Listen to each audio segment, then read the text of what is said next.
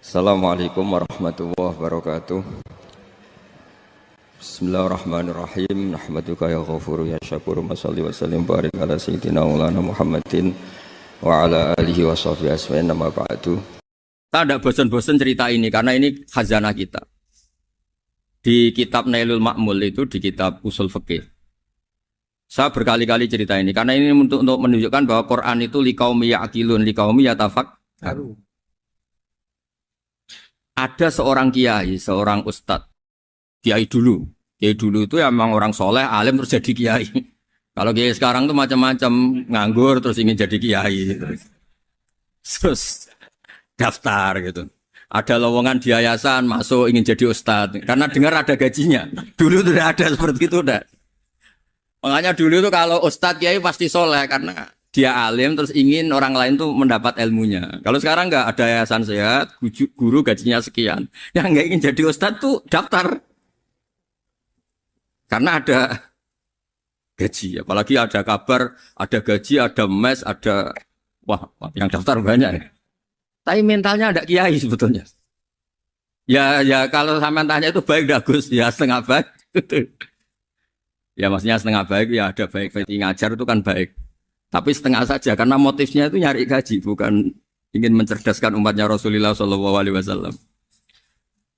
Itu Imam Amudi itu guru matematika. Saya nggak bosan-bosan cerita ini. Guru matematika. Muridnya sampai takut, ini masuk surga ndak? Kiai kok ndak ngajarin istighosa atau tahlil, malah ngajarin apa? Matematika. Beliau meninggal terus muridnya tanya, "Ma fa'alallahu bik?" Kira-kira gitu. Apa yang dilakukan Allah? Allah nyambut Anda gimana? Terus kata Imam Amudi, bagus saya disuruh ngajar malaikat. Karena malaikat kan tidak pernah kayak anak bagi gini ngaji gini. Malaikat itu tidak pernah ngaji. Dia iman saja karena tahu surga, tahu neraka, terus iman gitu aja. Jadi imannya malaikat itu nggak keren kita. Imannya loh ya. Loh itu yang ngendikan Nabi loh, tidak saya. Nabi pernah tanya sama sahabat, iman yang paling keren siapa? Jawabannya sahabat malaikat. Ya enggak, karuan malaikat iman. Dia yang tahu surga neraka, tahu segalanya, masa ada imannya? Pasti iman lah katanya. Terus ya para sahabat, engkau iman ya wajar kan menangi saya, nemuin saya. Yang hebat itu orang-orang yang tidak melihat saya, tidak saya didik tapi tetap iman.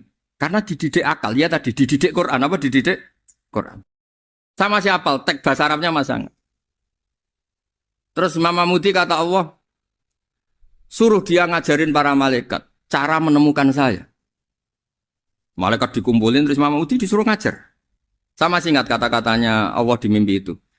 Istadilla ala wahdaniyati. Bihadrati malaikati. Tolong ajarkan cara menemukan saya padahal Anda ini manusia yang tidak melihat saya. Anda di Jakarta kan hanya gedung-gedung. Paling jadi khayal terus nikmat lah. Anda ikut punya tapi ikut nikmati. Orang desa-desa kalau ke Jakarta itu pokrol. Wah di Jakarta tuh gedungnya tinggi-tinggi, tidak kayak kampung sini. Lu udah ikut punya, ikut bangga. Di Jakarta orangnya cantik-cantik, tidak kayak orang sini. Padahal dia ya tidak dapat orang cantik gitu. Jadi Allah tuh saking pinternya, miskin-miskin ya bisa berkhayal dan bahagia. Nah, itu alhamdulillah betul.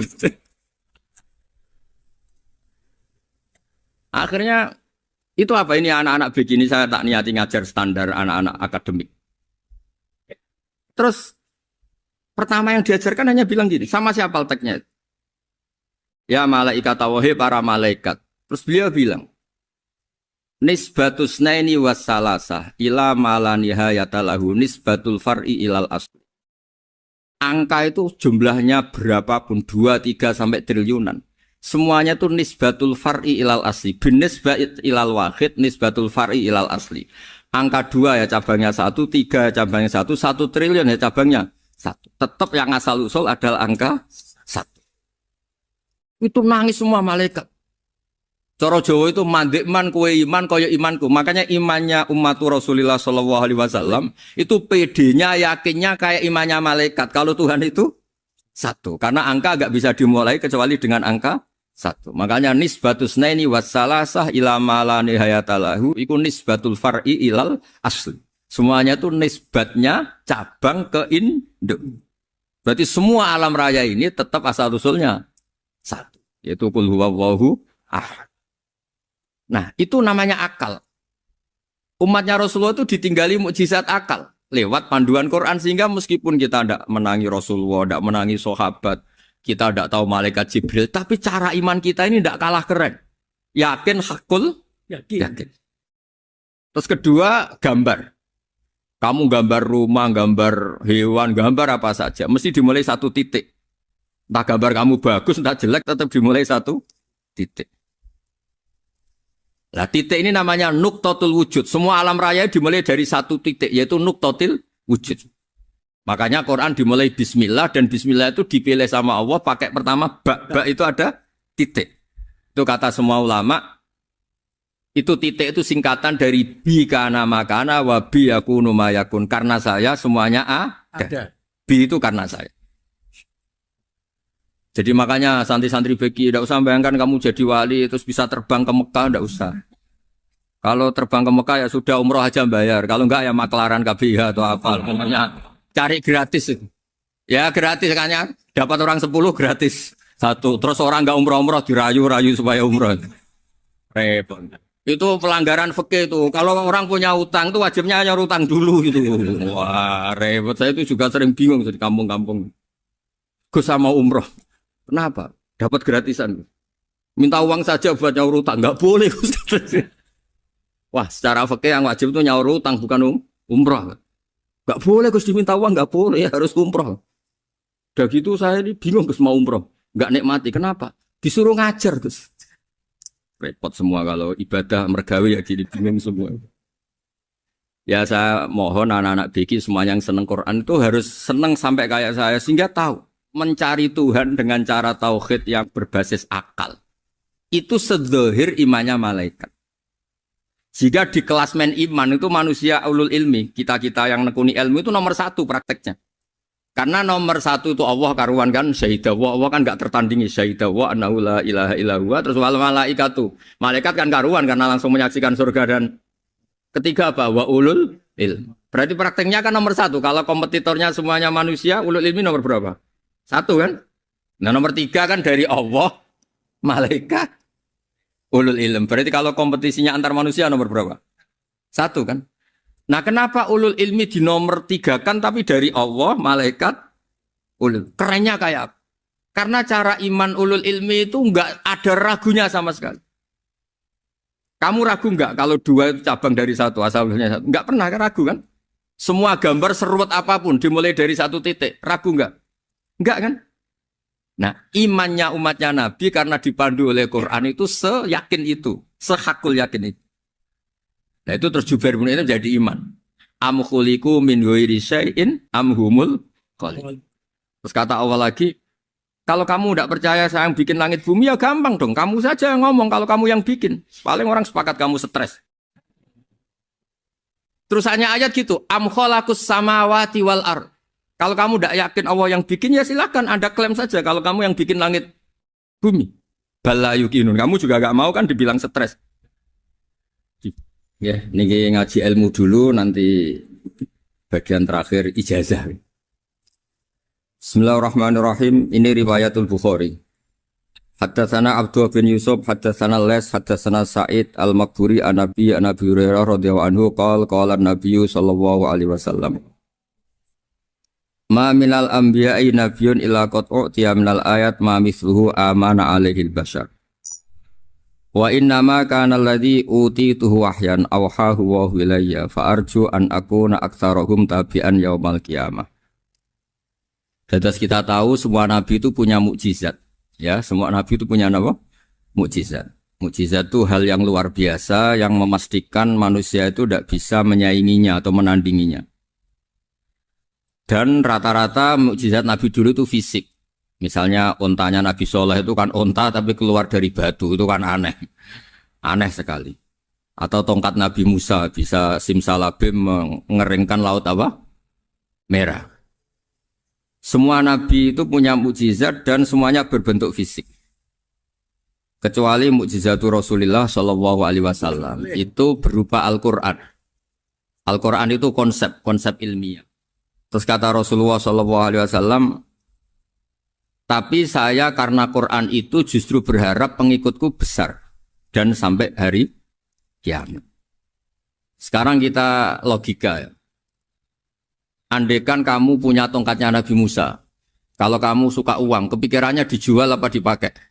Kalau kamu suka uang, dipakai. Kalau kamu ahli suudon itu pikirannya ndak, ini asli ndak. Karena yang melihat di Turki itu ya sebagian gitu. Kalau yang suka perdukunan itu bayangkan tuh miliknya. Mungkin dipakai ngakali orang atau apa, pokoknya bayangkan tuh miliknya. Kalau yang kolektor pikirannya itu nanti ini laku berapa. Tapi kalau peneliti mungkin pikirannya itu ini asli apa enggak? Bukti aslinya apa? Repot lah. Lagi pula kalau kamu punya utang terus mau apa? Istri kamu marah mau apa? Kalau pakai tongkat. Nah, beda dengan mukjizatnya Quran itu semuanya apa? Ilmiah. Orang yang sedang harmonis dengan istri bisa pakai ayat di antara ayat-ayat Allah itu apa? Wa ja'ala bainakum mawaddatan warahmah. Nanti kalau ditakdir cerai, saya tidak menyarankan cerai. Kalau ditakdir cerai, itu masih dimotivasi sama Allah. Wa iya tafarraqa yughnillahu kullam min sa'ati. Jika suami istri itu cerai, jangan-jangan suaminya dapat istri lebih baik, istrinya nanti dapat suami lebih baik. Jadi yang masa lalunya ada keprahara. Kan banyak orang suaminya meninggal ketika nikah lagi ditanya, kangen sama suami pertama, alhamdulillah ini lebih baik. Padahal suaminya yang meninggal itu berharap istrinya ini kangen, ternyata dia sudah syukur dapat suami yang lebih baik. Jadi Quran itu menunggui kita ila yaumil qiyamah. Kita tidak bunuh diri, itu ya barokahnya Quran. Karena problem apapun kita dinasihati apa sabar, apa dinasihati sabar. Kan nggak mungkin kamu pegang tongkatnya Nabi Musa punya masalah apa saja ngelihat tongkat bisa apa tongkat. Tapi kalau Quran kan nasihat, solusi. Makanya Nabi berharap dengan Quran ini saya berharap pengaruh saya, pengikut saya terbanyak ila yaumil qiyamah. Terus beliau dikomentari begini sama ini Fathul Bari sarahnya Bukhari. Al muradu anna mu'jizatil anbiya in qaradat binqiradi a'sarihim. Falam yusyahidha illa man hadaraha. Problem mukjizat nabi-nabi dulu itu kan fisik. Sehingga yang tahu kalau Nabi Soleh punya unta yang ajaib, itu yang tahu ya hanya yang hadir saat itu. Yang tahu kalau tongkat Nabi Musa bertuah, itu juga yang tahu hanya yang hadir saat itu. Selebihnya tahu tongkat ya di museum. Tapi kalau Quran menjadi solusi, menjadi panduan, menjadi pegangan itu ila yaumil qiyamah. Kita beri contoh ya Quran panduan yang paling gampang misalnya begitu. Dulu ini cerita ya. Dulu itu ada orang kafir cerdas namanya Jubair bin Mut'im. Itu saking pinternya dia, pinter juga tokoh. Itu sebagai delegasi pembebasan Asra Badrin. Jadi tawanan-tawanan perang Badar itu mulai dulu ya ada negosiasi mau dibebaskan. Terus orang-orang kafir ini menugaskan namanya Jubair bin siapa? Mut'im. Ini ada di Bukhari. Karena ini ngaji di Jakarta, kalau orang nggak tahu hadis juga tanya ini sahih ndak gitu. Wong nggak tahu kok tanya itu aneh. Padahal kalau dibodoni itu ya nggak tahu. Tapi ya tetap tanya, hadisnya ini sahih ndak. Ini kata kiai apa kata nabi ini ya ribet. Memangnya kata nabi kamu dengar kan ya lewat kiai. Emang. Setelah itu Jubair itu datang ke Medina. Dengerin, datang ke mana? Medina. Kemudian dengar Nabi baca Wattur pas sholat maghrib. Jubair karena Nabi dulu gak ada hotel, gak ada pondok ya. Pondoknya Nabi hanya sufah itu. Nabi baca maghrib, bukan diskusi, bukan debat. Baca Wattur wa kitabim mastur firrokim mansur wal baitil ma'mur wasaqufil marfu wal bakhril masjur terus. Kemudian sampai pada titik ayat am khuliqu min ghairi syai'in. Masa manusia atau alam raya yang maujudat, yang nyata, yang wujud nyata. Kemudian asal-usulnya itu ketiadaan. Ini kan hadhil alam maujud. Alam ini kan nyata. Masa sesuatu yang nyata, penciptanya itu tidak nyata. Jadi nggak mungkin ada faham nihilisme. Kalau faham nihilisme berarti melahirkan teori begini. Al-adamu yakhluqu maujudan. Sesuatu yang tidak ada, menciptakan yang... Itu kan akal nggak bisa nerima. Kalau sesuatu ini ada, penciptanya pasti ada. Terus Akhirnya Jubair bin Mut'im itu simpuh di depan Rasulullah terus bilang, "Ya Muhammad, kada qalbi ayatir." Hampir saja hati saya terbang. Kalau riwayatnya Imam Ahmad, faka'an nama sudi qalbi, hati saya ini hancur. Semua teori yang saya bawa untuk ngelawan kamu sekarang luluh semua, hancur semua. Yang benar adalah teori Anda bahwa Tuhan itu satu dan Tuhan itu ada sebelum semua makhluk. Coba kalau Nabi Muhammad ada Jubair bin Mut'im terus menyembunyikan tongkat dekat mihrab. Terus dilihat ini apa. Paling pikirannya ini dari kayu apa.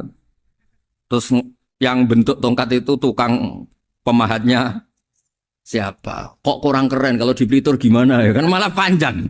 Kira-kira kalau mukjizat itu dari tongkat itu malah panjang. Panjang lah pokoknya. Panjang. Lagi pula kamu coba kan nggak ngarah mandi. Itu yang mandi kan nabinya bukan tongkatnya. Coba tongkatnya Nabi Musa coba anak-anak beki itu. Dipakai mukul kucing aja tidak mesti mati itu. Jadi nggak jelas mukjizat-mukjizat seperti itu nggak. Tapi kalau Quran menunggui sampai saking hebatnya Quran, teori rasionalitas, soal kampanye di mana-mana. Tingkat validitas, tingkat kebenaran Quran itu bahkan bisa diuji tanpa membuktikan. Tanpa apa? Cukup pakai akal. Ya terus saya teruskan. Fala yamurru terus al-murad anna mu'jizatil anbiya in qaradat binqidari asaim satu wa mu'jizatul Qur'an mustamirratun ila yaumil qiyamah wa kharquhu lil adat fi uslubihi wa balaghatihi wa ikhbarihi bil maghibat. Terus kata ini yang ngarang Fathul Bari sarahnya Imam Bukhari. Fala yamurru asrun minal a'sar illa wa yadharu fihi syai'un mimma akhbaru bi annahu sayakun yadullu ala sihhati da'wahu. Wa hadza aqwal muhtamilat wa takmiluhu fil ladzi ba'da wa qilani ya anal al makna anal mukjizat al madiyah kanat khissiyatan tusyahadu bil absar kana qati soleh wa asa Musa. Mukjizatnya nabi-nabi dulu itu hanya penyembuh, hanya pelengkap, hanya nuruti keinginan mata. Seperti dahsyatnya apa? Laut Merah di sebelah apa dipukul sama tongkatnya Nabi siapa?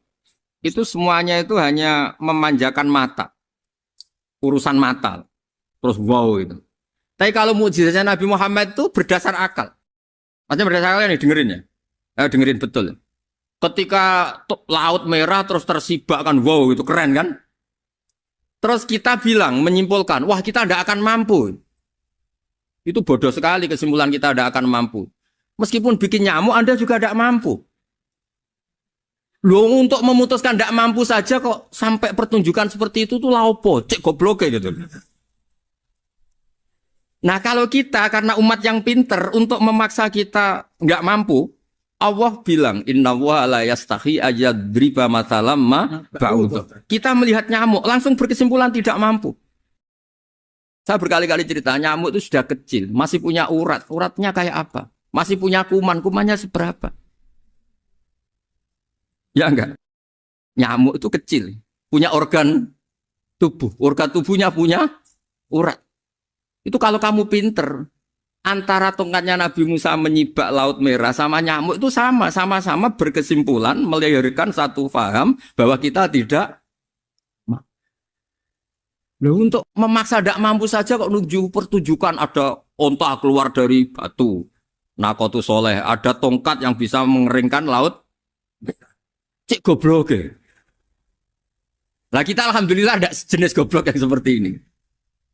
Untuk ikrar bahwa Allah itu hebat ala kulli syai'in, cukup lihat nyamuk. Kagum kan? Sudah tidak usah bikin hidup. Saya berkali-kali mencontohkan. Para pemahat tak suruh bikin patung gajah itu mampu. Tak suruh bikin patung nyamuk kalau bisa. Nyari materi dari apa? Gampang mana bikin patung gajah sama patung nyamuk?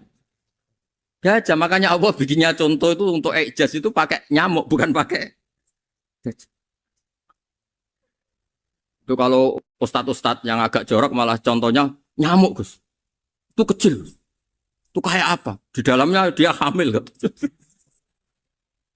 Oh, itu anaknya kecil lagi, telurnya kecil lagi, itu gimana itu cara bikin ini? Makanya di sini ada kitab Itqon, itu komentarnya itu lucu. Ini kitab Al-Itqon karangannya Imam Suyuti. Ini persis komentar saya tadi yang.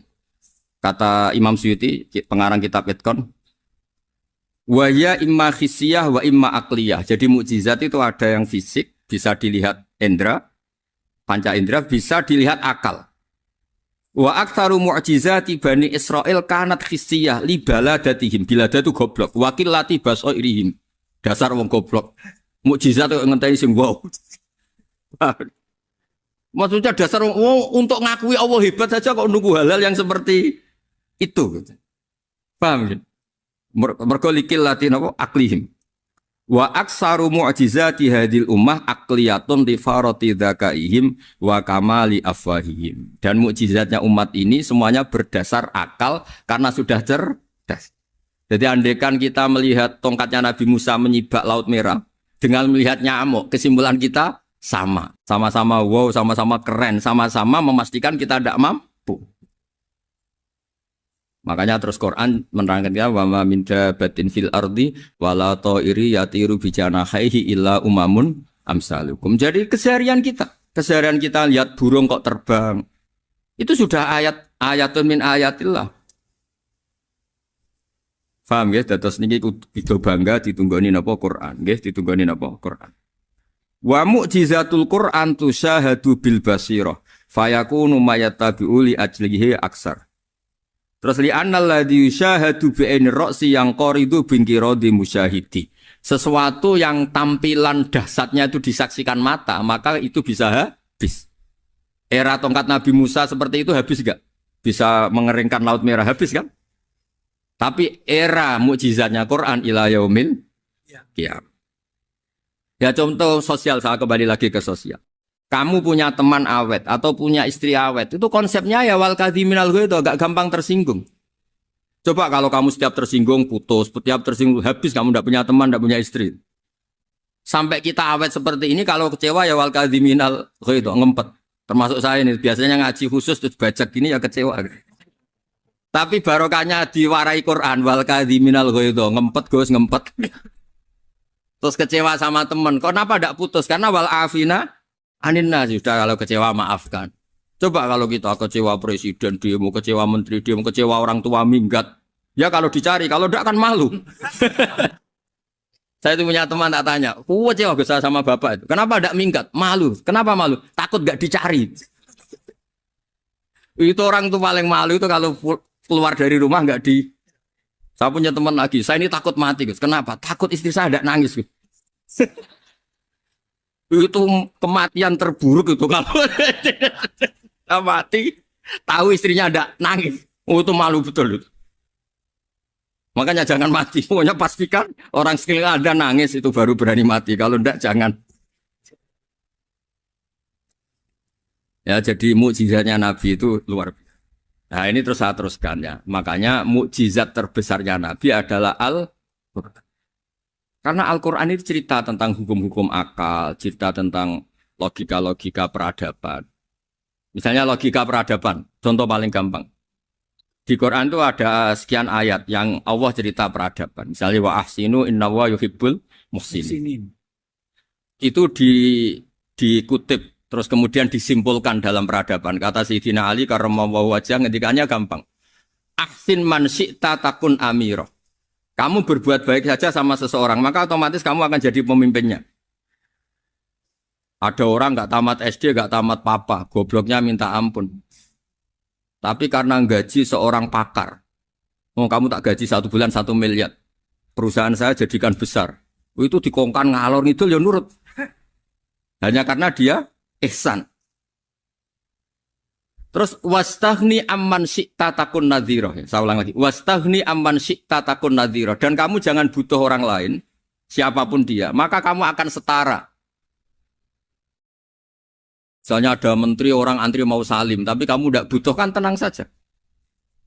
Tapi kalau kamu butuh, habis kamu. Ya kan? Kamu tidak butuh seseorang, maka kamu posisinya akan setara. Kamu harus sopan karena punya utang jasa. Kalau nggak punya apa-apa kan setar. Ya enggak? Misalnya kamu jajar rektor atau jajar menteri, jajar apa saja. Kalau kamu tidak punya utang kan, kamu jajar menteri tidak punya utang. Sama jajar satpam tapi punya utang, takut mana?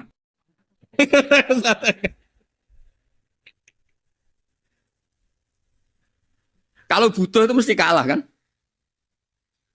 Ada pejabat misalnya nggak begitu cantik sama perempuan cantik yang kamu butuh ingin dicintai takut mak. Padahal nggak jelas orang ini pangkatnya apa. Jadi dalam hukum sosial itu kata Sidin Ali wastahni aman syi'ta takun nadhira. Kamu jangan butuh seseorang maka kamu akan setara. Terus yang terakhir wahtas ilaman syi'ta takun asiro. Asiro pakai sin. Dan silahkan butuh seseorang maka kamu akan jadi budak dia. Ya coba misalnya Anda seorang profesor, seorang alim, seorang getop. Misalnya mencintai janda di ujung kampung sana. Jalan kaki 2 kilo. Padahal itu gak tamat SD. Tapi gara-gara seneng. Kacau kan. Logika kepangkatan hilang. Hilang semua kan. Jadi itu hukum peradaban. Itu mewakili isi-isi sosial yang diterangkan Quran. Ya, jadi paketnya 3 tadi ya. Ahsin man syi'ta takun amiro. Kamu berbuat baik sama seseorang, maka kamu bisa memimpin. Wastahni amman syi'ta takun nadhira. Kamu jangan butuh seseorang, maka kamu akan setara. Bok kamu ketemu orang terkaya di dunia. Yo ketemu orang terkaya di dunia, kamu jejer, kamu tidak butuh dia. Tenang kan bisa setara kan? Tapi kalau butuh, harus sopan, ngajukan proposal, harus berakhlak karimah. Makanya sekarang, Anda kok berakhlak kenapa? Ternyata mau nyalek. Biasanya enggak berakhlak kok berakhlak. Ada apa ini? Makanya guyonan di Rembang itu Beb Husein itu. Kalau ada orang mendadak sopan sama temannya, temannya curiga, kok tumben sopan mau utang ya? Zaman akhir itu kacau.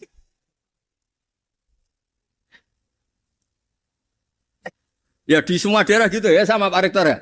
Kalau ada teman biasanya nggak sopan kok sopan, itu temannya curiga. Ini Pak Rektor UI ikut kasih.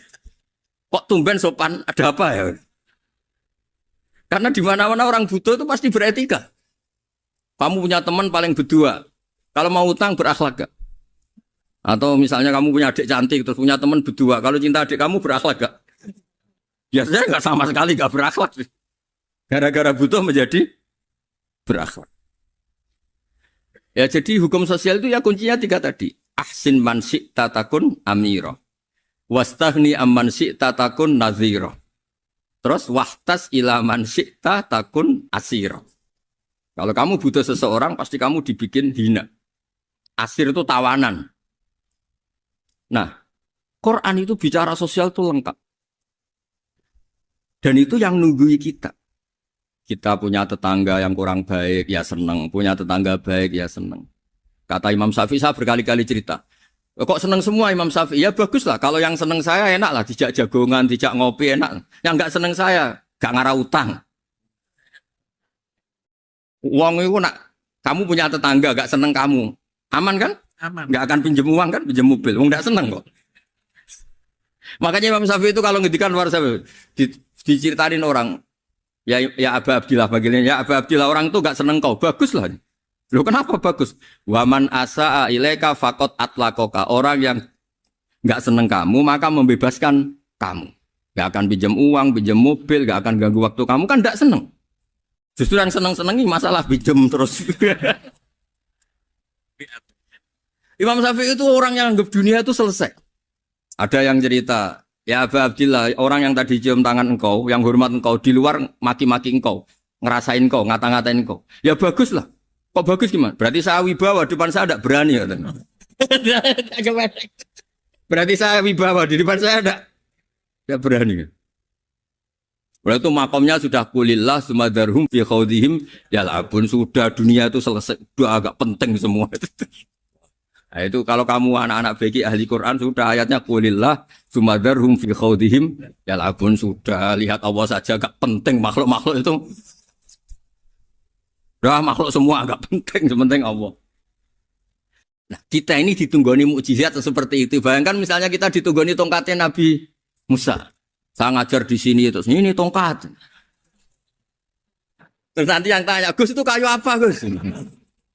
Nanti yang kolektor tanya itu harganya berapa Gus? Ruwet apa? Ternyata yang ahli suudon itu asli gak Gus? Wah. Yang ahli suudon kan mesti tanyanya gitu, itu asli enggak Gus? Repot-repot pokoknya. Tapi kalau Quran kan jelas. Suatu saat ada perdebatan antara Abul Hasan al-Asy'ari. Abul Hasan al-Asy'ari ini tokoh ahli sunnah paling populer dalam ilmu logik. Dia mengatakan orang menemukan Tuhan itu harus lewat logika yang cermat. Tidak boleh taklid, hanya ikut-ikutan. Dia harus menemukan satu argumentasi bahwa Tuhan atau pencipta langit itu ada. Kemudian ada satu problem di mana orang-orang kampung atau orang-orang yang lugu atau orang-orang awam itu tidak bisa ilmu logika, ilmu mantek kalau dalam bahasa pesantren. Kata Abdul Hasan al-Asy'ari, itu masih mungkin. Alhasil para ulama ini meneliti ke orang-orang yang lugu, yang di kampung, yang petani, yang lugu sekali. Apa yang mereka temukan? Ternyata mereka punya cara logikanya sendiri untuk menemukan Tuhan, Sang Pencipta. Pernah suatu saat ada seorang petani lugu, biasa menggembala unta, ditanya, Bima araf tarubak, lalu kamu yang petani ini yang hanya ngurusi sawah, ngurusi ladang, dengan cara apa kamu tahu kalau Tuhan itu ada? Si petani tadi marah besar dan dia mengatakan, Al-ba'ratu tadullu alal ba'ir wa asharul aqdam yadullu alal masir. Kata petani tadi, yang namanya ada kotoran unta, pasti ada untanya. Yang namanya ada jejak kaki, pasti ada yang barusan lewat. Artinya kalau ada makhluk, pasti ada pencipta. Ini logika awam yang mudah. Kita tidak mungkin mengatakan bumi ini pencipta, mengatakan matahari pencipta. Kelihatan sekali kebendaannya, kelihatan sekali bahwa bumi matahari tidak punya ikhtiar, tidak punya kekuatan. Kelihatan sekali sifat-sifat kemakhlukannya. Jika benda-benda ini karuan makhluk, pasti menunjukkan bahwa ada penciptanya, ada khalik. Bismillahirrahmanirrahim. Alhamdulillahirabbil alamin wassalatu wassalamu ala asyrafil mursalin sayyidina Maulana Muhammadin wa ala alihi washabihi ajmain amma ba'du. Berikut sebagai mukaddimah bahwa Profesor Zaini Dahlan berkeinginan UII punya tafsir dan terjemah sendiri. Lewat proses yang panjang dan melibatkan tim, di antaranya saya, terbitlah tafsir versi UII, juga terjemah versi UII. Di antara ciri khas terjemahan UII adalah bahwa bahasa Arab yang tentu mengandung kesusastraan Arab, balaghah, kemudian ditransfer untuk pembaca Indonesia. Sehingga di antara ciri khas terjemahan UII adalah dengan rasa Indonesia dan tentu tidak merubah makna. Berikut beberapa kutipan yang perlu pemirsa atau pendengar tahu. Al-Quran adalah satu kitab suci yang diturunkan kepada Nabi besar Muhammad SAW. Dan di antara ciri Al-Quran adalah menjelaskan kebenaran secara jelas, secara gamblang. Sebagaimana firman Allah, bahwa Rasul adalah Rasulun minallah yatlu suhufam mutahharah. Rasulullah diutus oleh Allah Subhanahu wa taala ketika penduduk Makkah sangat-sangat jauh dari kebenaran. Mereka adalah penyembah berhala yang dikira sebagai Tuhan, dan jumlahnya Tuhan-Tuhan itu banyak sekali. Suatu saat Rasulullah mendakwahkan bahwa Tuhan itu satu dan harus satu. Tapi kata mereka, kenapa Muhammad menjadikan Tuhan satu? Padahal urusan kita banyak, problem kita banyak. Harusnya Tuhan itu juga banyak. Ini yang diceritakan dalam surat Shad, Aja'alal alihata ilaha wahida inna hadza lasyai'un ujab. Bagaimana mungkin urusan kita yang banyak, yang harusnya butuh Tuhan banyak, kemudian menjadi hanya Tuhan satu. Lalu Rasulullah dengan sabar, dengan telaten memberi penjelasan. Dan ini yang disebut al-bayyinah, penjelasan yang sangat jelas, sangat gamblang, sangat rasional. Kata Rasulullah dalam sebuah hadis yang diriwayatkan dalam Musnad Ahmad, tagnya begini, orang-orang yang menyembah selain Allah, itu ibarat kama sali rojulin istaro abdan min kholisi malih biwarikin au dhahabin. Faja'ala ya'malu, mereka mau bekerja tapi wayu'ti ghullatahu ila ghairi sayyidi. Fa'ayyukum sarrohu ayyakuna abduhu kadzalik. Nabi lalu kemudian bikin analogi. Wahai masyarakat Mekah, bagaimana kalau Anda ini jadi seorang pembantu atau seorang budak lalu punya majikan banyak. Dan semua majikan Anda ini punya perintah yang beda-beda, punya selera yang beda-beda. Semuanya atasan Anda, semuanya majikan Anda. Apa Anda senang punya majikan yang banyak? Lalu mereka bilang, wah susah Muhammad kalau kita punya majikan banyak. Tuhan kamu adalah majikan kamu. Bagaimana kalau Tuhan banyak, punya perintah yang beda-beda, punya selera yang beda-beda? Kalian pasti akan kebingungan. Ya sudah Muhammad, normalnya Tuhan itu satu. Sehingga mereka tercerabut dari pemikiran bahwa Tuhan harus banyak. Ini yang dimaksud dalam surat Al-Bayyinah. Lam yakunil ladzina kafaru min ahlil kitab wal musyrikin munfakina hatta ta'tiyahumul bayyinah. Bahwa orang-orang kafir, baik kafir ahli kitab maupun kafir musyrik Mekah, mereka tidak pernah terlepas dari sifat kekafirannya, yaitu menuhankan banyak Tuhan, sampai datang sebuah bayinah. Bayinah itu argumentasi kebenaran yang begitu jelas. Setiap membawa kebenaran, argumentasinya meyakinkan. Itu siapa? Rasulun minallah yatslu suhufam mutahharah, yaitu Rasul yang membacakan lampiran-lampiran suci, yaitu Al-Quranul Karim. Dengan penjelasan analogi tadi, kemudian orang-orang Mekah sadar, susahnya kayak apa kalau Tuhan banyak, lalu perintahnya beda-beda, seleranya beda-beda, hukumnya beda-beda. Ini membingungkan. Akhirnya mereka ngakui bahwa pentingnya logika tauhid. Nah ini yang Rasulullah ini benar-benar berstatus bayinah. Kemudian analogi betapa buruknya kita saat menyembah selain Tuhan. Lalu Rasulullah mencontohkan sebagaimana yang saya kutip tadi dari Musnad Ahmad. Misalnya Anda punya pembantu atau zaman dulu budak. Anda beli dari harta kamu, dari uang kamu. Kemudian budak ini kerja. Yang ngasih makan kamu, yang fasilitasi kamu, toko milik kamu, semua milik kamu. Kemudian dia kerja dan hasil dari kerjanya dia dikasihkan ke orang lain. Kamu senang tidak punya budak yang seperti itu, kata Rasulullah. Wah kita semua tidak senang Muhammad. Sama seperti itu. Kamu adalah bisa makan rezeki dari Allah. Kamu nempat di buminya Allah. Kamu minum dari air yang dibikin Allah. Kemudian Anda menyembah selain Allah. Itu aneh apa enggak? Menyembah zat yang tidak memberi rezeki kamu, yang tidak bikin bumi untuk kamu, yang tidak bikin langit untuk kamu, yang tidak bikin fasilitas air untuk kamu. Aneh enggak?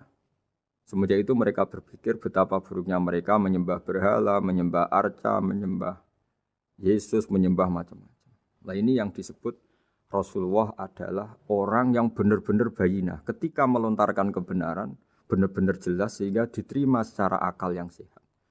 Karena semua akal yang sehat akan menerima agama ini disebut fitratallahi fatarana salihah. Bahwa agama ini agama fitrah. Orang yang normal, yang cara berpikir normal pasti menerima agama ini.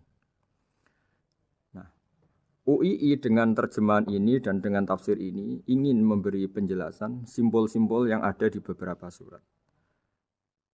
Di antara lagi yang di bab muamalat. Betapa Rasulullah itu punya logika yang benar-benar mudah diterima.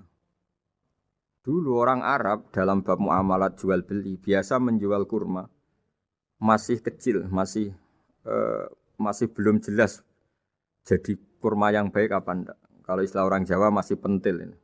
Kalau bahasa Arab qobla buduwi solahiha. Calon buahnya itu belum pasti jadi buah. Kemudian masih bunga, masih apa sudah dijual. Dengan transaksi asumsi harga andekan sudah jadi kurma. Kalau dalam Jawa mungkin jual mangga sebelum tua, masih pentil, masih kecil. Lalu kata Rasulullah, kamu jangan melakukan itu. Kenapa ya Rasulullah, padahal kita butuh uang? Kata Nabi, Ara'aitum in mana Allahu as-samra, fabima yastakhillu ahadukum mala akhi. Bagaimana kalau buah-buah yang masih kecil itu kemudian berguguran karena satu musim atau karena apa? Lalu kamu mendapat uang itu atas nama apa? Yang dikatakan tijaro adalah muawadhah. Pembeli dapat barang, kamu dapat uang. Lalu kalau barang yang ada enggak menjadi buah yang baik, Anda menerima uang itu atas nama apa? Rasulullah secara haru, secara mengingatkan nurani kita dengan redaksi fabima yastahillu ahadukum mala akhi. Lalu kamu mendapat uang saudara kamu atas nama apa? Kalau atas nama buah, mereka belum mendapat buah. Akhirnya ada kesadaran bersama bahwa sebaiknya kita menjual sesuatu itu yang pembeli ya dapat barangnya, yaitu dalam konteks ini buah yang sudah layak dijual, kita dapat uangnya. Ini lagi-lagi Rasulullah al-Bayyinah, sekali memberi penjelasan begitu jelas. Ketiga misalnya di bab jinayat, di bab hukum pidana. Rasulullah kalau bikin logika itu begitu jelas, mudah diterima. Misalnya begini, suatu saat Rasulullah bersabda, Al-qatil wal maktul finnar. Orang yang membunuh dan yang dibunuh sama-sama di neraka. Tentu dalam konteks saling bunuh yang dalam kezaliman. Lalu sahabat janggal. Ya Rasulullah, oke lah kalau pembunuh itu masuk neraka. Ini bagaimana mungkin yang dibunuh pun masuk neraka? Rasulullah dengan jelas, dengan bayinah, dengan hujjah, beliau menjawab, innahu kana harison ala qatli sahibihi. Sebetulnya yang terbunuh pun mentalnya pembunuh, karena dia sangat juga ingin membunuh saudaranya. Nasibnya saja yang menjadikan dia terbunuh. Hanya sahabat tahu, oh ya ternyata maktul dalam konteks duel adalah mentalnya qatil juga. Sehingga karena mentalnya qatil dia tetap di neraka. Meskipun prakteknya dia menjadi maktul yang terbunuh. Nah ini yang dimaksud oleh Allah, bahwa Rasulullah ini bisa menghilangkan tradisi kemusyrikan, bisa menjungkir balikkan, menghancurkan kemusyrikan, karena Rasulullah bisa menjelaskan secara detail hatta ta'tiyahumul bayyinah. Bayyinah adalah Rasulun minallah yatslu suhufam mutahharah. Jadi ini yang insya Allah sebagai kajian kita, bahwa kita butuh sekian penjelasan untuk mengenang dan membuktikan bahwa Rasulullah adalah benar-benar al-bayyinah. Dari sekian contoh tadi, pendengar bisa tahu betapa agama ini mudah diterima oleh akal. Sehingga di beberapa ayat disebut agama ini liqaumi ya'qilun, liqaumi yatafakkarun. Agama ini bagi kaum yang bisa berpikir, agama ini bagi kaum yang mau berangan-angan. Dulu untuk menghilangkan kemusyrikan dengan logika kafir Mekah bahwa urusan kita banyak, harus Tuhan banyak. Itu panjang sekali. Di antaranya ada ayat yang spesifik tentang itu. Daraballahu mathalan rajulan fihi syuraka mutasyakisuna wa rajulan salamal lirajul. Hal yastawiyani masalah. Allah membuat satu perumpamaan, yaitu di surat Daraballahu mathalan rajulan fihi syuraka di surat Zumar ayat 29. Allah membuat satu perumpamaan bagaimana andaikan Anda jadi seorang pembantu atau asisten. Lalu Anda punya majikan banyak yang seleranya beda-beda. Kemudian dibanding misalnya Anda jadi pembantu dengan satu majikan yang akhlaknya baik, komitmennya baik. Anda milih mana? Lalu orang-orang kafir Mekah menjawab, Muhammad tentu kita milih punya majikan satu yang baik. Kalau majikannya banyak kita jadi repot. Lalu mereka kata Rasulullah, ya sudah kalau gitu Tuhan kamu satu saja jangan banyak. Kalau banyak jadi repot. Terus mereka baru tersadar bahwa menuhankan Tuhan banyak itu salah dan resikonya lebih banyak. Ini disebut munfakina hatta ta'tiyahumul bayyinah. Mereka orang-orang musyrik enggak mau tercerabut dari akar kemusyrikannya sampai datang al-bayyinah. Sebuah bukti kebenaran yang begitu jelas, begitu nyata. Siapa kebenaran itu? Rasulun minallah yatslu suhufam mutahharah. Yaitu Rasulnya Allah yang membaca lampiran-lampiran suci. Lampiran-lampiran suci ini dalam bahasa Arab diikutkan wazan isim maf'ul disebut mushaf. Makanya kitab suci ini ditulis di sohifah. Kalau dalam bahasa Arab lampiran itu sohifah, dijamakkan kata jamaknya suhuf. Kemudian ketika dicetak, dijilid disebut mushaf. Sehingga alhamdulillah UII Universitas Islam Indonesia punya mushaf, punya terjemahan, punya tafsir. Ini diharapkan kita sebagai ulama, sebagai dai, sebagai ustadz bisa warasatul anbiya. Karena kata Rasulullah al-ulama warasatul anbiya. Saya kira demikian supaya pemirsa tahu, pendengar tahu bahwa betapa pentingnya menjelaskan secara bayyinah. Ini penting sekali karena sekarang pikiran di dunia itu macam-macam dan kita butuh energi untuk mengungkap lagi intisari-intisari dari sesuatu yang digulirkan atau dibahas Al-Qur'anul Karim. Sehingga Al-Qur'an ini benar-benar jadi ibrah, jadi teladan bagi kita semua. Jangan sampai karena kita lupa mengkaji Al-Qur'an sehingga hukum-hukum Al-Qur'an menjadi mandek. Kita harus terus mensosialisasikan supaya Qur'an ini hidup. Caranya gimana? Masyarakat dirangsang supaya tahu al-bayyinah. Contoh yang terakhir sebelum menutup perjumpaan kali ini, misalnya dulu orang kafir Mekah itu janggal. Karena mereka juga punya kajian bahwa Nabi itu bersyarat harus turunan dari bangsa Israel. Karena semua Nabi itu pasti turunan Nabi Ibrahim. Yaitu Nabi Ibrahim punya anak yang bernama Ishak. Ishak punya anak yang bernama Yakub. Yakub ini yang nanti punya anak Yusuf, sehingga Yusuf bin Yakub bin Ishak bin Ibrahim.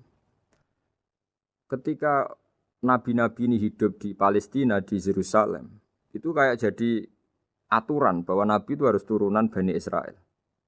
Sehingga ketika orang-orang kafir Mekah dari kelompok ahli kitab, ketika Rasulullah Muhammad mendakwahkan diri sebagai nabi, mereka janggal bagaimana mungkin nabi dari orang Arab. Nabi itu harusnya orang Yerusalem atau orang Palestina. Kemudian Allah memberi penjelasan, fihi ayatum bayyinatum maqamu Ibrahim, bahwa Muhammad adalah turunan Ibrahim. Bukti nyata adalah di Mekah ada jejak kakinya Nabi Ibrahim, yaitu yang sekarang kita sebut maqam Ibrahim. Setelah dilacak-lacak ternyata mbah-mbahnya Rasulullah atau nenek moyang atau leluhur Rasulullah bernama Adnan. Adnan ini kata sejarah-sejarah disepakati wa adnanu bila raibin intadzawil ulumin nasabiyah ila dzabihi Ismail nisbatuhu wa muntama. Bahwa Adnan ini tertulis secara sejarah lengkap bahwa dia turunan dari Nabi Ismail. Ismail adalah anak dari Nabi Ibrahim. Kemudian makom Ibrahim ini juga dibuktikan sekian sejarah bahwa Ibrahim pernah di situ. Yaitu ketika Hajar, ibu dari Ismail, kesulitan nyari air, lalu lalang lari antara Safa dan Marwah, kemudian kita kenang sekarang bernama Sa'i. Kemudian dekat Ka'bah ada namanya Hijir Ismail, karena dulu jadi kamarnya Nabi Ismail. Hijir, hujro itu kamar atau ruang khusus untuk Nabi Ismail. Sehingga jelas sekali bahwa Ibrahim, Ismail, Hajar pernah hidup di Mekah.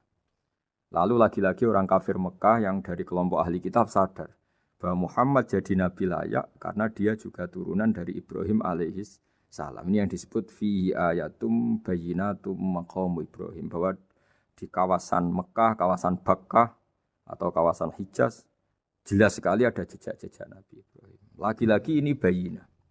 Nah, bayyinah ini yang bisa menghilangkan sifat kemusyrikan, sifat kekufuran, karena lewat penjelasan yang panjang ini kemudian benar-benar diketahui bahwa Muhammad jadi nabi itu sah.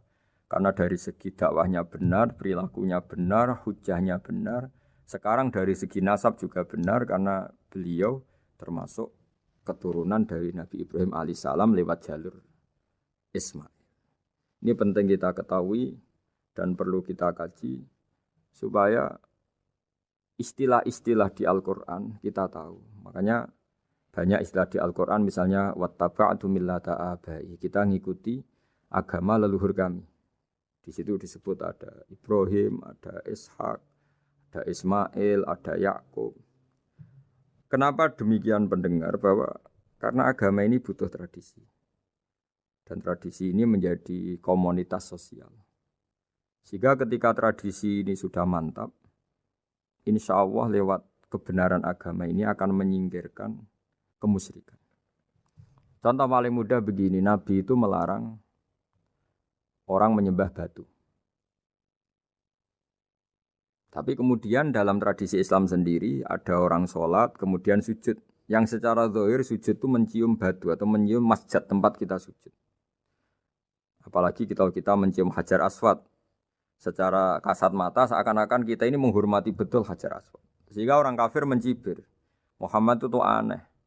Dia melarang kita menyembah batu tapi dia sendiri mencium Hajar Aswad seperti itu. Dia sendiri menyembah batu. Orang kalau sujud seakan-akan seperti itu.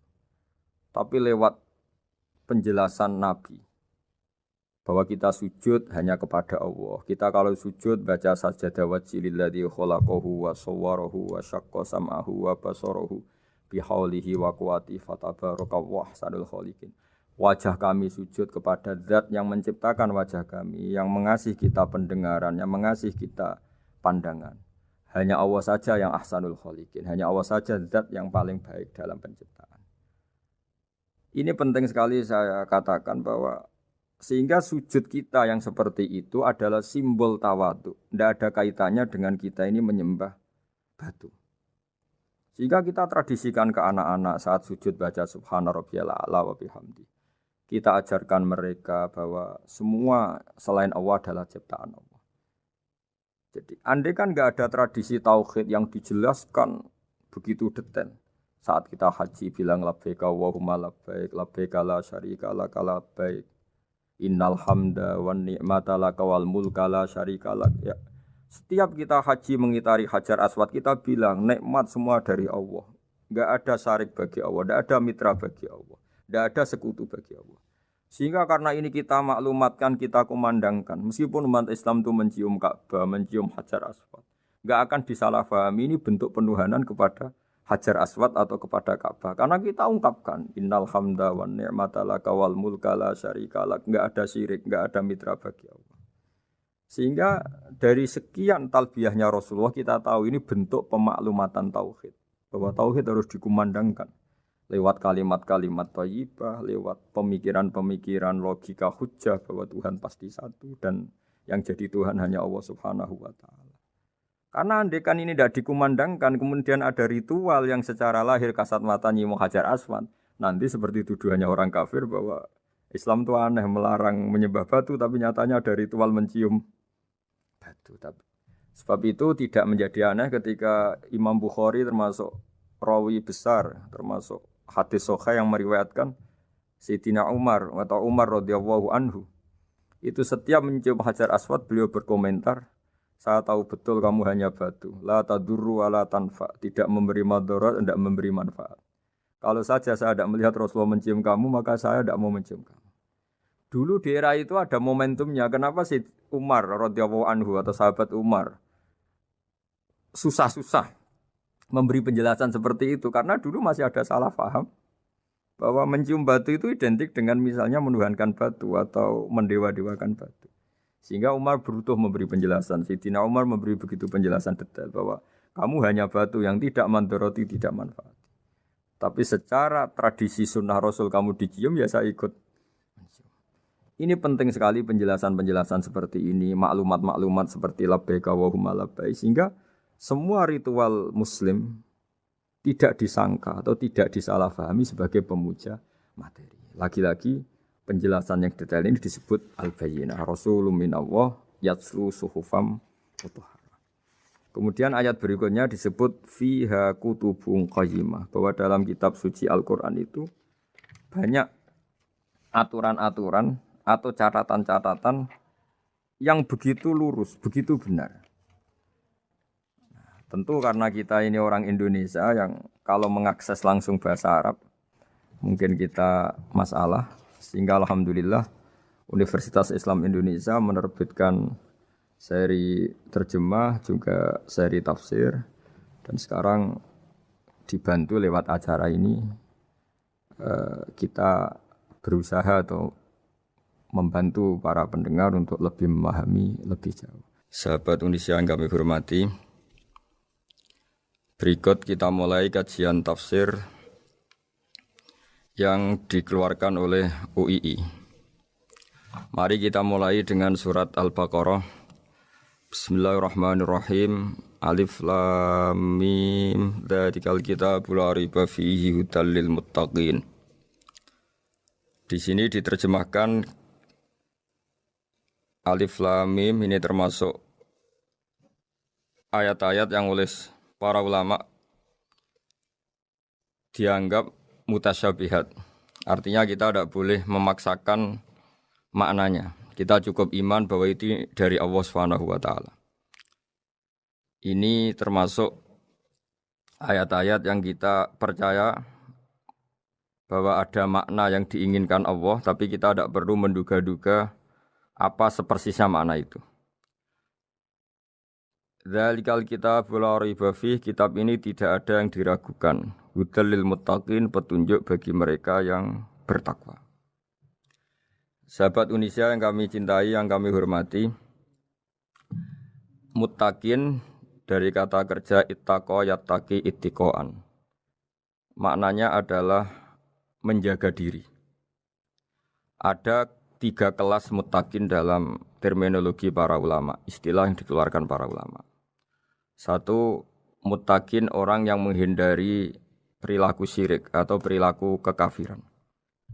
Sehingga menurut para ulama, apapun faseknya seorang mukmin, apapun kelirunya orang mukmin, misalnya pernah mencuri, pernah korupsi, pernah apa saja, masih dianggap mukmin karena dia masih bertauhid la ilaha illallah Muhammadur Rasulullah. Ini muttaqin yang paling kelas pokok, kelas bawah. Kemudian ada muttaqin kelas kedua, yaitu mereka yang menghindari dosa besar tapi tidak bisa menghindari dosa kecil. Misalnya bisa menghindari dosa zina, tapi dia bisa menghindari dosa melihat perempuan yang bukan mahramnya, yang bukan halal bagi dia. Ketiga muttaqin paling ideal yaitu menghindari dosa besar, juga menghindari dosa kecil, bahkan menghindari sesuatu yang tidak penting. Ini yang dalam terminologi ulama disebut para wali atau para ulama, yaitu yang dalam ayat ala inna auliya Allahi la khaufun alaihim wa lahum yahzanun. Ini penting kami jelaskan kelas-kelas muttaqin supaya bahwa mukmin tidak pernah keluar dari status iman meskipun dia pernah melakukan satu kesalahan besar. Karena yang dikatakan mukmin adalah siapapun yang meyakini kebenaran risalah Muhammad. Risalah yang dibawa Muhammad berarti dia mukmin. Soal dia melakukan dosa atau apa saja itu menjadikan dia fasik tapi tidak keluar dari status mukmin. Ini yang dimaksud dalam sebuah hadis, man qala la ilaha illallah dakhalal jannah. Siapapun yang pernah melafadzkan la ilaha illallah iman, maka dia pasti nanti masuk surga. Kemudian ada beberapa pertanyaan dari para sahabat dengan masa lalu orang itu yang macam-macam, Nabi tetap menjawab meskipun dengan masa lalu yang macam-macam. Sebab itu perlu dikaji serius, sebagaimana ada yang ditafsir Sawi bahwa muttaqin itu dari kata kerja ittaqa yattaqi ittiqaan atau ittaqa yattaqi taqwan. Ini maknanya orang yang menjaga diri. Tentu menjaga diri ini ada yang kelas premium, kelas sempurna. Jadi sesuatu apa saja yang bahaya kita jaga, termasuk dosa kecil, melakukan hal yang tidak penting. Ada orang mukmin yang hanya bisa menjaga dari dosa kekafiran, dosa kemusyrikan. Ini pun dengan segala kesalahannya masih ada kemungkinan dimaafkan Allah.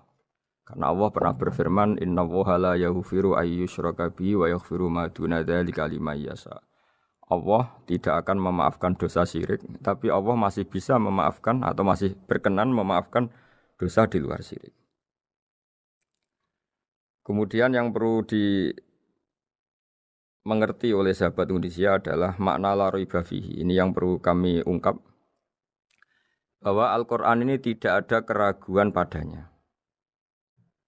Tidak ada keraguan ini yang mudah kita teliti karena kita orang Indonesia, mungkin rasa-rasa sastra Arab enggak kental. Mari kita teliti dari segi makna, karena makna ini rasa dan rasa itu universal. Begini misalnya, dulu orang-orang kafir Mekah karena mereka penyembah berhala, penyembah Tuhan-Tuhan yang banyak, itu memprotes. Mereka memanggil tentu masih Muhammad, belum ya Rasulullah. Muhammad, kamu mengajak ke Tuhan berapa? Rasulullah menjawab, ke Tuhan yang satu. Lalu mereka bertanya, Muhammad urusan kita ini banyak, problem kita banyak. Tuhan banyak saja tidak bisa menyelesaikan, apalagi satu Tuhan. Ini yang diceritakan dalam sebagian ayat disebut, Aja'alal alihata ilaha wahida inna hadza lasyai'un ujab. Bagaimana mungkin Tuhan itu satu? Harusnya Tuhan itu banyak karena urusan kita banyak. Lalu Rasulullah dengan bimbingan Tuhan, bimbingan Allah mendatangi mereka, kemudian Nabi menjelaskan, Tuhan itu adalah ketua kalian, Tuhan itu adalah pimpinan kalian. Bagaimana kalau Anda jadi pembantu kemudian punya majikan banyak, punya penguasa banyak, punya tuan banyak. Kemudian semua tuan-tuan Anda ini memerintahkan Anda dengan perintah yang beda-beda. Apa kalian mau punya majikan atau pimpinan yang banyak? Mereka menjawab tidak Muhammad. Terus mereka akhirnya sadar bahwa problem Tuhan banyak itu tentu lebih sulit, lebih problem. Karena nanti perintahnya beda-beda, keinginannya beda-beda. Mereka akhirnya tersadarkan bahwa sebaiknya atau seharusnya memang Tuhan itu satu. Jadi Rasulullah SAW menjelaskan logika bertauhid itu dengan sekian variasi, dengan sekian logika. Kemudian Nabi kedua juga menjelaskan logika kompetisi. Kata Nabi yang karena bimbingan Allah diberi satu pengertian. Andai kan Tuhan itu 2 atau 3, kemudian berebut dalam tahta aras atau tahta yang di alam raya ini. Sebagaimana lazimnya para penguasa. Maka pasti ada yang menang, ada yang kalah. Dan yang kalah tentu gak layak sebagai Tuhan. Ini yang disebut wala ala ba'duhum ala ba'd. Tentu kalau Tuhan itu banyak, mereka akan berkompetisi, akan bertarung. Dan pasti pemenangnya ya satu, karena memang layak jadi Tuhan tetap satu. Sadarlah bahwa orang-orang kafir Quraisy, orang-orang kafir saat itu sadar pentingnya bertauhid. Ketiga, Nabi juga menjelaskan tauhid secara ilmu logika.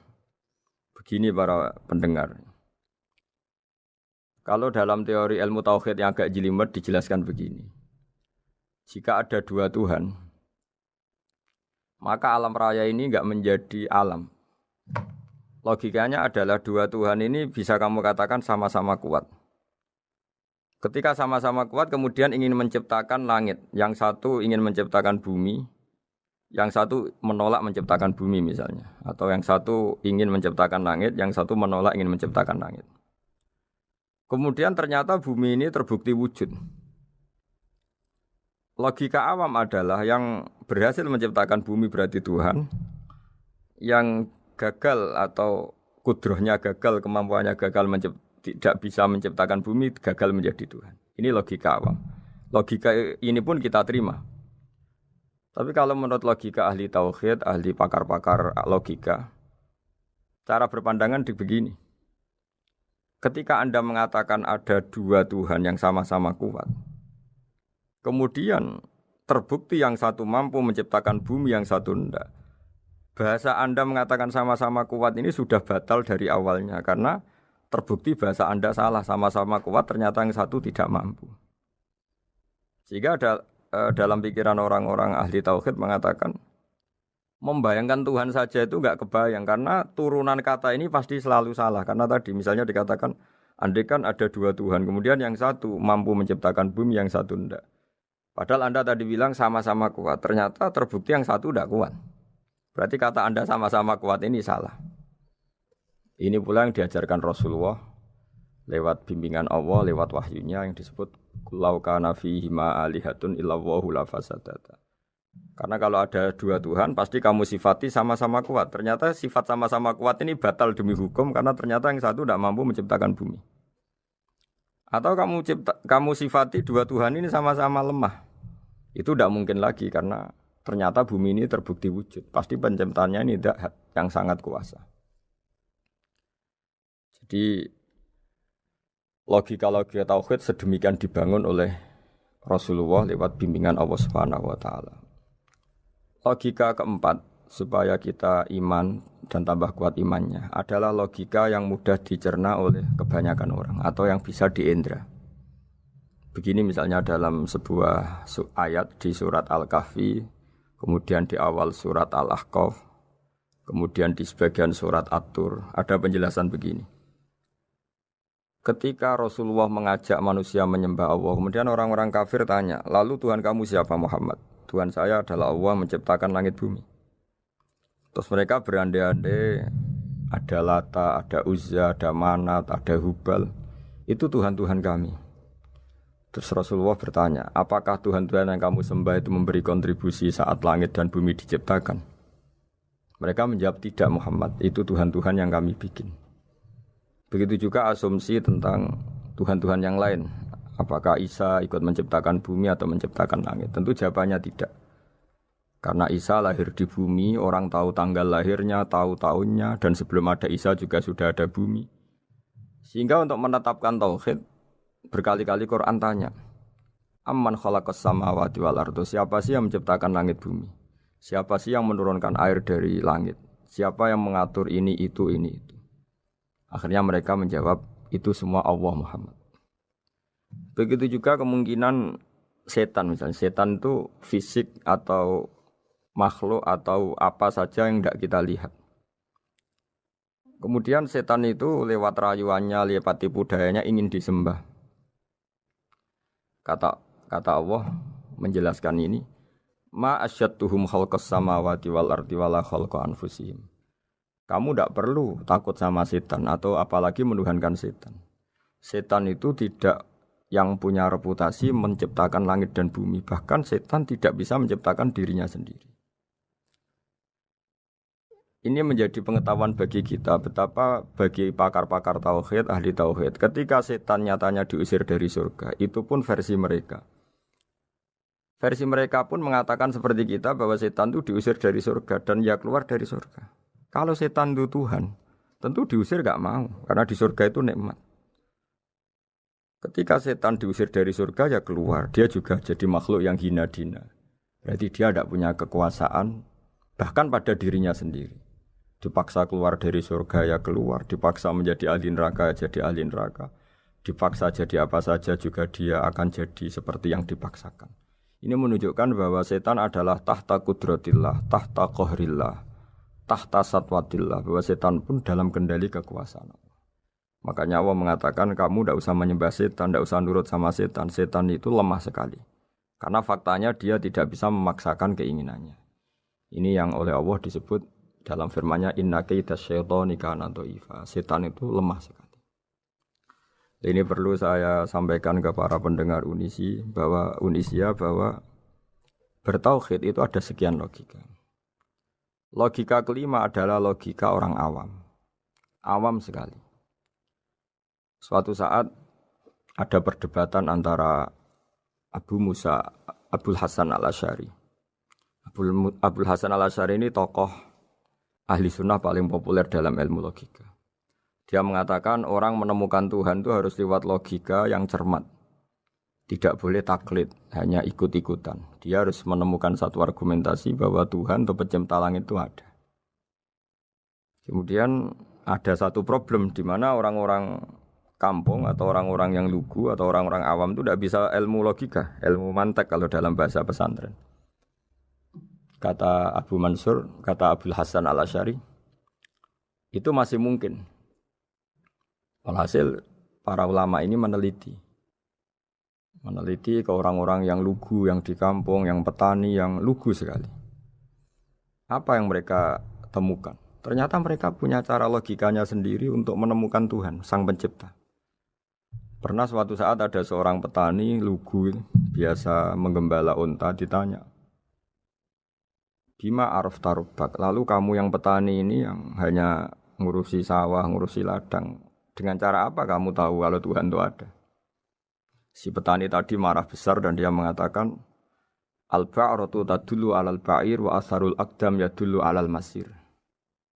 Kata petani tadi, yang namanya ada kotoran unta, pasti ada untanya.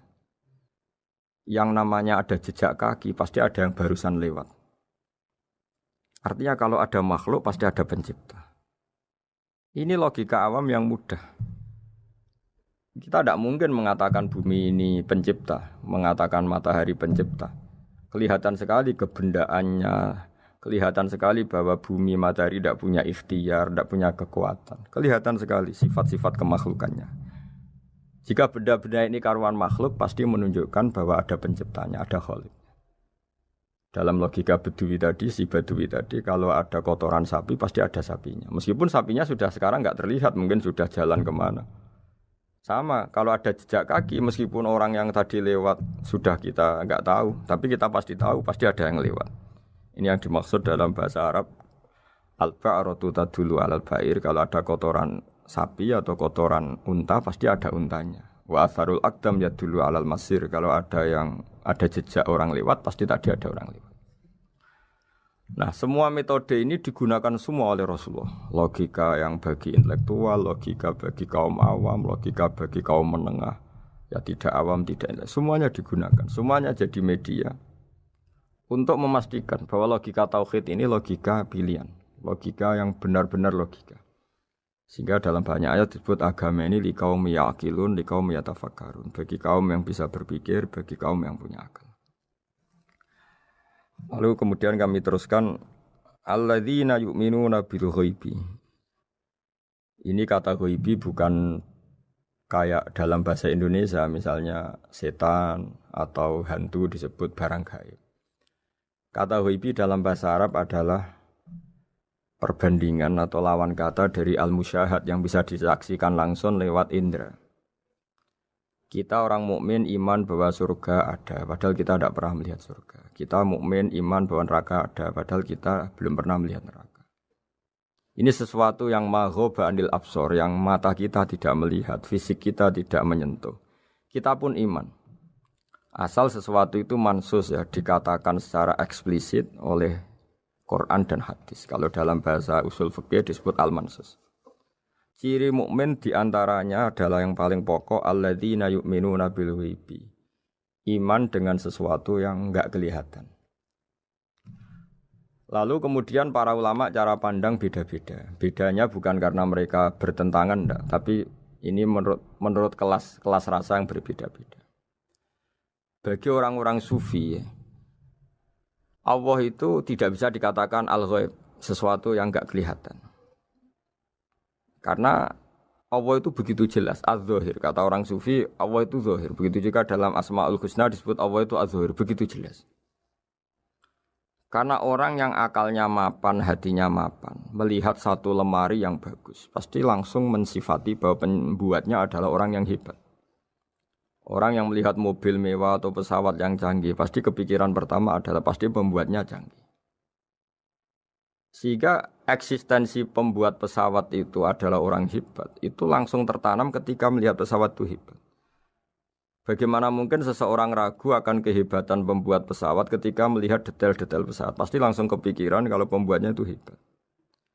Memutuskan bahwa pembuat pesawat hebat itu tidak harus ketemu yang membuat, juga tidak harus melihat. Tapi akal kita pasti meyakini pembuatnya itu hebat. Berarti keputusan menyimpulkan bahwa pembuatnya hebat adalah az-zahir begitu jelas. Begitu juga langit dan bumi, matahari semuanya tertata rapi. Air dengan fungsi manfaat yang sebegitu hebat, oksigen, semua tanaman, buah-buahan.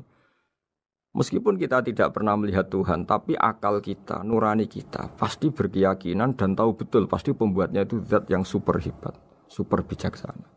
Sehingga dalam kategori ini Allah tidak bisa dikatakan sesuatu yang enggak tersentuh, yang enggak terjangkau. Allah itu az-zahir begitu jelas. Sehingga di antara Asmaul Husna disebut az-zahir. Sebab itu saya menganjurkan atau saya punya saran bahwa alladzina yu'minuna bil ghaibi itu contoh paling mudah itu kayak surga, kayak neraka. Kalau Allah sendiri itu az-zahir, mudah diketahui. Karena tadi orang yang melihat pesawat canggih pasti saat itu juga berkeyakinan dan itu pasti benar, pasti pembuatnya juga canggih. Nah, di sini disebut alam raya ini ayat, semuanya itu bukti kekuasaan Allah. Dalam syair-syair orang sufi masyhur sekali itu wa fi kulli syai'in lahu ayatun yadullu ala annahul wahidu. Setiap sesuatu kejadian di alam raya adalah bukti keesaan Allah, bukti eksistensi Allah Subhanahu wa taala. Sehingga dalam satu kisah normalnya orang itu paling tahu itu dengan dirinya sendiri. Karena dia adalah dia. Tapi kalau Imam Sibawayh seorang pakar nahwu mengatakan a'raful ma'arif Allah. Di alam raya ini yang paling mudah dikenali itu ya Allah, pencipta. Karena andai kan kita sendirian di hutan, kemudian kita mulai punya akal. Kita mungkin tidak tahu diri kita ini siapa. Tapi setidaknya kita langsung menyimpulkan bahwa kita tidak bisa menciptakan diri kita sendiri. Ketika kita berkesimpulan tidak bisa menciptakan diri kita sendiri, pasti kita terus berkesimpulan ada di luar kita yang menciptakan kita. Nah, sebab itu kenapa sifat mencipta ini yang pertama kali dikenalkan oleh Allah kepada nabinya untuk dikenalkan kepada umatnya. Yaitu disebut Iqra bismi rabbikal ladzi khalaq. Muhammad, bacalah dengan nama Tuhanmu. Sifat Tuhan yang paling mudah dikenali oleh siapapun adalah sifat pencipta. Karena ketika seseorang yakin dia lahir sudah ada bumi, dia lahir sudah ada langit, dia pasti akan tahu bahwa dia ada penciptanya. Sehingga paling mudah mensifati Allah atau mensifati Tuhan adalah bismi rabbikal ladzi khalaq. Terus kemudian di antara ciri orang baik adalah wa yuqimunas shalat. Kemudian beriman kepada yang gaib, menegakkan salat. Kata menegakkan adalah dari kata menjaga aturan-aturan atau sesuai aturan-aturan salat. Kita tahu dalam salat ini ada beberapa syarat yang harus dipenuhi. Misalnya harus wudu, harus suci di tempat yang suci. Terus ada syarat-syarat dalam internal salat, dia harus baca Fatihah, harus tumakninah, macam-macam. Itu eksistensi definisi salat. Kemudian kata berdiri juga diartikan para ulama, eksistensi sholat harus diketahui secara publik, secara sosial. Karena sesuatu itu punya eksistensi kalau jadi konsensus atau diakui oleh publik. Di sini agama mewajibkan sholat jamaah. Kata banyak ulama, jamaah itu fardu kifayah, bahkan ada yang mengatakan fardu ain. Harus dijalankan orang banyak secara massal dan harus di tempat yang terbuka. Sehingga kata para ahli fikih, andaikan ada orang jamaah di dalam rumah tidak diketahui oleh banyak orang, belum mencukupi atau belum menggugurkan kewajiban jamaah. Sehingga eksistensi sholat harus diketahui secara publik. Sehingga dulu Rasulullah itu kalau sholat di masjid dan masjidnya terbuka. Sampai sekarang kita pun menyaksikan semua umat Islam kalau sholat di masjid yang terbuka. Sehingga dunia non-muslim pun tahu bahwa dalam Islam ada ritual, ada ibadah yang bernama sholat. Hikmah kedua dengan cara terbuka seperti ini, sholat itu menjadi gak pernah rubah mulai zaman Nabi sampai kiamat. Dengan tradisi jamaah berarti kaifiyah atau cara sholat itu permanen. Bapak kita sholat ya seperti itu, imam seperti itu, anak cucu kita akan meniru kita ya seperti itu. Sehingga gak ada varian-varian yang hanya berdasar subjektivitas musolli yang sholat. Taruh saja kita misalnya jadi seorang sufi yang baru takut sama Allah atau baru usul kalau dalam bahasa sufi. Kemudian kita sholat sendiri di rumah, mungkin dengan gaya menangis, terseduh-seduh, macam-macam. Ini tentu tidak baik sebagai standar sholat. Begitu juga ada anak atau pedagang yang kesusu atau tergesa-gesa, kemudian sholat hanya sekian, 2 menit, 1 menit. Ini juga tidak baik. Meskipun itu boleh dilakukan individu-individu, tapi kalau dalam sholat jamaah, orang harus manut imam, dan ada standarnya, misalnya tumakninah itu biqadri subhanallah, jadi ada ukurannya. Ini penting saya utarakan bahwa hikmah jamaah itu bukan sekedar dapat pahala 27 kalau sendiri, dapat pahala 1 itu enggak. Tapi ini menjaga eksistensi sholat supaya ya seperti ini terus sampai kiamat.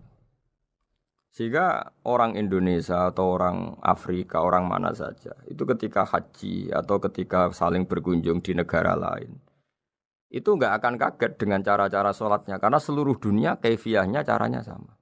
Ini semua barokah dari jamaah. Maka Rasulullah itu enggak banyak ngendikan tentang caranya sholat, beliau hanya ngendikan shollu kama ra'aitumuni usolli. Sudahlah kamu pokoknya makmum saya, nanti caranya kamu sholat sama seperti saya seperti ini. Sehingga kata menegakkan sholat adalah bisa kita tegakkan kalau kita aparat negara ya bikin-bikin aturan supaya eksistensi sholat gak terganggu. Kalau kita seorang kultural juga mensuasanakan sholat dan supaya kefiahnya atau caranya sholat ini benar kita tradisikan jamaah. Sehingga anak kecil ngikuti yang besar, yang bodoh ngikuti yang pinter dengan satu cara. Itu barokahnya jamaah. Sehingga wa yuqimunas sholat itu sholat kita dirikan baik secara personal dengan cara-cara tumakninah, kita suci di tempat yang suci, maupun kita tegakkan, kita maklumatkan, kita jadikan konsensus bahwa sholat ya seperti ini. Sehingga ada khayal-khayal lagi dalam Islam. Misalnya nyuwun sewu ada aliran yang mengatakan Ya kalau Tuhan itu kan enggak bebas arah, bebas tempat. Terus dulu pernah ada orang sesat sholat sampai 4 rakaat 4 arah, alasannya Tuhan itu tanpa arah. Enggak akan terjadi seperti itu. Karena ijma'nya umat Islam, konsensus umat Islam akan menolak faham yang seperti itu. Jadi saya mohon sekali, ini pentingnya jamaah. Dengan jamaah maka caranya sholat, cara meyakini madhab kiblat dan sebagainya terjaga ila yaumil qiyamah sampai hari kiamat. Terus sifatnya orang mukmin lagi wa mimma razaqnahum yunfikun, dan menafkahkan sebagian rezeki yang kami berikan. Ya ini termasuk zakat, sedekah. Jadi ada sebuah riwayat mengatakan inna fil mali haqqon. Harta itu ada haknya, yaitu zakat. Tapi ada juga saran inna fil mali haqqon siwa zakat, di luar keharusan zakat juga ada hak-hak kita untuk memberikan sebagian rezeki kita. Taruh saja misalnya saya punya uang 10 juta. Secara nisab zakat belum sampai 1 nisab. Karena 1 nisab itu sama dengan nilai 84 gram emas. Itu kalau diuangkan, kalau 500 ribu ya sekitar 42 juta. Tapi kita sebelum punya 1 nisab pun tetap ada keharusan mengeluarkan sebagian. Yaitu tentu dalam fikih kita wajib mengeluarkan uang untuk anak kita, untuk istri kita. Itu yang wajib-wajib. Kemudian ada sosial, kita nyumbang masjid, nyumbang yatim piatu macam-macam. Sehingga kata para ulama, ciri utama mukmin diantaranya adalah melakukan zakat, baik zakat yang fardu maupun zakat yang sunat. Karena kata zakat itu dimaknai fardu sebetulnya definisi para ahli fikih untuk membedakan zakat yang wajib dengan sedekah. Tapi sebetulnya zaman dulu enggak ada seperti itu. Zakat itu maknanya bersihkan harta. Sedekah dari kata sedekah bukti benarnya iman. Jadi sedekah dari kata dari kosakata sedekah yasduqu sidqon, sesuatu yang membuktikan kita loyal itu disebut sedekah. Kita nikah, mas kawin di bahasa Arab kan sedekah dari kata sedekah juga. Kita bukti iman, loyal, kita sedekah. Bukti bahwa kita teman akrab disebut siddiq atau sodik. Kalau dalam bahasa Arab teman namanya juga sodik karena cara bertemanan secara benar, secara loyal. Sehingga wa mimma razaqnahum yunfikun ini ya memasukkan zakat yang dalam terminologi fikih yaitu zakat yang zakat al-wajibah atau zakat yang dengan makna lughat yaitu ya artinya asal membersihkan harta kita entah lewat zakat, sedekah, hadiah kepada orang-orang yang kita hormati semuanya juga masuk dalam definisi zakat atau wa mimma razaqnahum yunfikun. Kemudian sifat terakhir dari orang muttaqin adalah walladzina yu'minuna bima unzila ilaika wa ma unzila min qablika bil akhirati hum yuqinun ulaika ala hudam mir rabbihim wa ulaika humul muflihun. Di sini diterjemah mereka yang beriman kepada kitab yang kami turunkan kepadamu dan yang diturunkan sebelum kamu. Ini kata yang diturunkan sebelum kamu penting sekali karena ciri utama Nabi adalah dia tidak pernah beda dengan Nabi sebelumnya. Karena kebenaran tauhid pasti tunggal. Nabi-nabi dulu pasti mengajarkan tauhid, hanya menyembah Allah. Enggak mungkin nabi berikutnya kemudian bikin ajaran baru dalam tauhid. Sehingga andaikan semua kitab Injil, Taurat itu masih versi yang orisinil, pasti enggak ada yang beda dengan Quran. Karena ciri utama kebenaran adalah iman dengan Quran dan iman kepada kitab yang diturunkan sebelum Al-Quran. Wabil akhirati hum yuqinun, mereka juga yakin akan datangnya hari akhir. Itu bisa disebut yaumul ba'ats. Terus ketika semua kriteria itu terpenuhi baru ulaika ala hudam mir rabbihim wa ulaika humul muflihun. Mereka itulah yang berada pada petunjuk Allah dan merekalah orang-orang yang berbahagia. Para pendengar sahabat Indonesia, semoga kajian ini bermanfaat. Dan ini mulai ayat 1 sampai 5 dalam surat Al-Baqarah, yaitu surat yang dalam tartibnya mushaf nomor 2 setelah Fatihah.